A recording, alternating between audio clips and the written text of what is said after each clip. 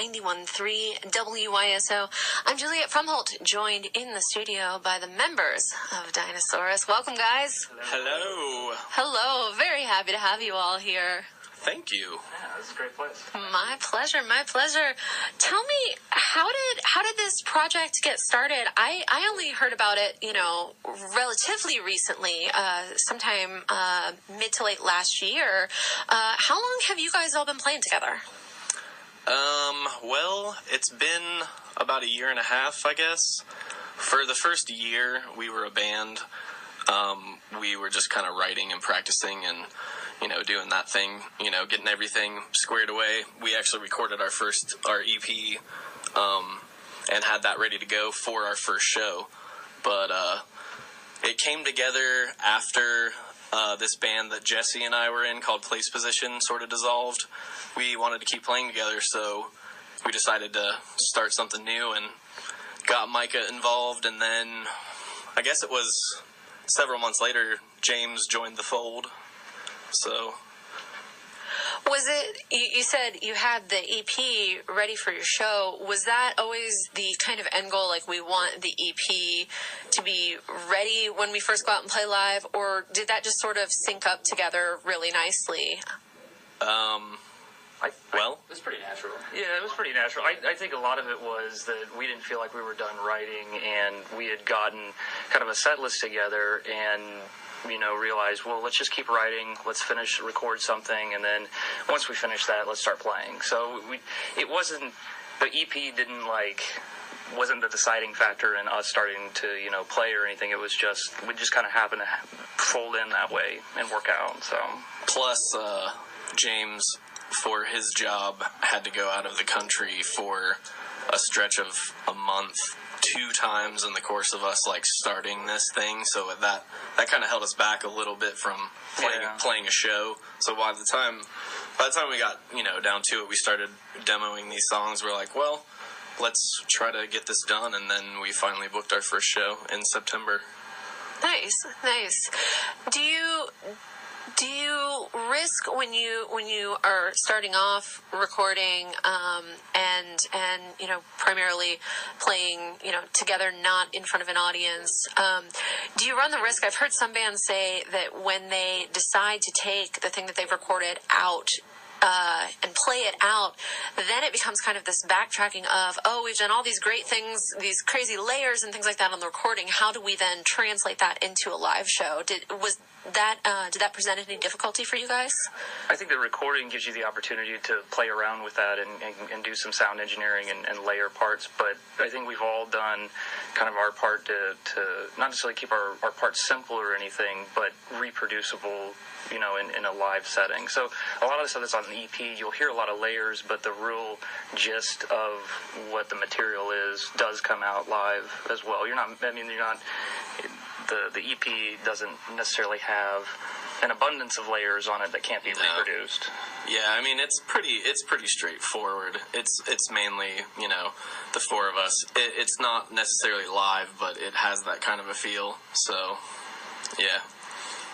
Now, let's talk, I know we're going to hear something from the EP here in a moment, but I want to talk a little bit about kind of the influences you bring into the band and the idea of being an instrumental band. Does being an instrumental band present any issues as far as what kind of show do we fit in? Because when I listen to you guys, I hear, elements of jazz and elements of metal and elements of straight up rock and roll. And on the one hand, you could fit on a lot of different style of bills, but on the other hand, that can also be very difficult when you're trying to describe to promoters and clubs and things like that who you are and what you do. We've been pretty fortunate to where I think that, at least locally, people kind of get it, so to speak. And we have a lot of different friends in different bands that are just radically different sounding bands from each other, and we can fit on whatever bill. So that I think has been really a bonus for us. And people really haven't been reacting to the non-vocals aspect of it really negatively at all. Yeah, I really don't have anybody come up to me after show and goes, you guys should really have a vocal. It kind of just all speaks for itself. But there's been so many, for me at least, it seems like there's been so many instrumental bands that have gotten big big or bigger in the last 5 or 10 years that they've kind of made it okay. Yeah, that's true. Plus, like, the different influences we all bring, like, we're all, into a lot of different types of music and different bands and sounds and whatnot, so I don't necessarily think we're pushing the envelope with this in any way. It's just, it's more, we just wanted to rock. We just wanted to play some groovy riffs and, rock and try some heavy jams. Some heavy jams. Yeah, we wanted to put an interesting spin on it, though, but, I mean, it's, it's a culmination of all of our influences, I guess. We just want to get turned up. Turned with a T at the end.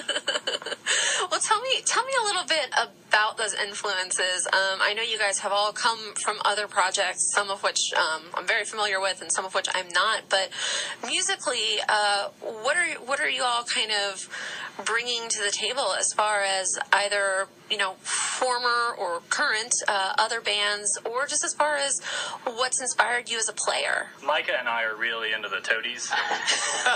Like a lot. Like a whole lot. I had a feeling that was going to come up. It's kind of a running joke at practice. They keep busting out the opening riff to Possum Kingdom. It's not a joke, dude. The 90s hit of, yeah. I don't know.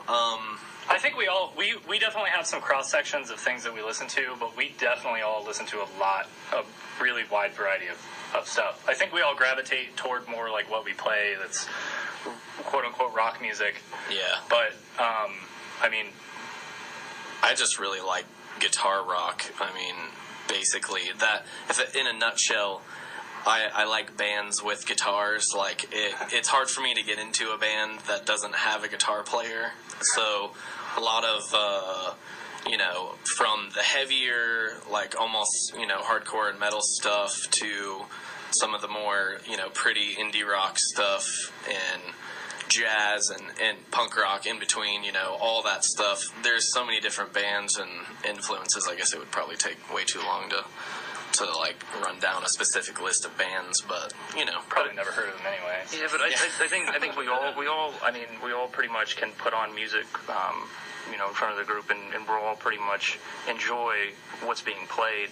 And like Jesse said, we all have specific things that we gravitate towards, but I think us all being extremely open to different genres of music and listening to that, it kind of comes out when we're writing and, we're practicing, where it feels a lot more blank sheeted when we go to actually write material. There isn't, and I think that's one of the advantages of not having a vocalist, is we don't have to conform to a certain kind of verse chorus, or we don't have to worry about that fifth player.